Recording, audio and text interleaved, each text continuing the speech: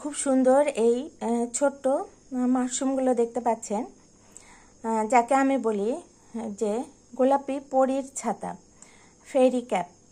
ফেরি cap থেকে আমি বলি যে এদেরকে পরীর ছাতা। তো ছোট্ট সুন্দর মাশরুমগুলো দেখতে অনেক সুন্দর দেখেন যে। আর এই মাশরুমদের গিলটা হলো এরকম।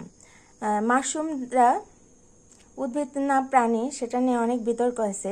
আমার কাছে মনে হয় এটা প্রাণী, কারণ হলো যে এদের এমন একটা গন্ধ বের হয় যে সেটা যে মাংস পচার মতো গন্ধ বের হয়। তো এটা হলো ম্যারাসমিয়াস হেমাটোসেফালাস।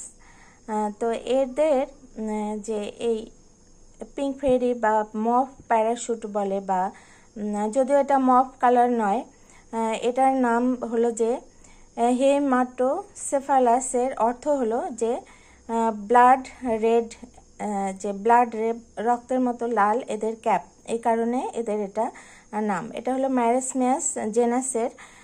তো এদের ফান্ডদের বেশিরভাগদের গঠন যে একটা ক্যাপ থাকে, তারপরে এদের এই যে পিছনে গিল থাকে, আর এটা হলো যে স্টেম থাকে। তো এই ক্যাপটা, যে এই যে ক্যাপটা দেখতে প্যারাশুটের মতো লাগে, সেই জন্য একে প্যারাশুট মাশরুমও বলে। তো যেটা হলো যে মাশরুমের গঠনের যে তিনটা অংশ থাকে, যে ক্যাপটাকে বলে পাইলিয়াস, আর এই গিলটাকে বলে লেমেলি বলে, আর স্টেম যেটা যে কালো চুলের মতো দেখতে পাচ্ছেন এটাকে বলে স্টাইপ। তো এই কালো চুলের মতো যে এটাকে আবার হর্স হেয়ারের সাথেও তুলনা করা হয়। এটা কিন্তু খুবই ছোট, আমি জুমে দেখাচ্ছি, এটা মাত্র 2 সেন্টিমিটার বা 1 ইঞ্চি পরিমাণ, এবং শুকালে আরও ছোট হয়ে যায়।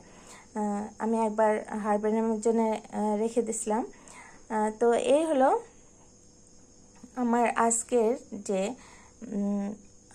আমার যে মাশরুম, সেটা হলো যে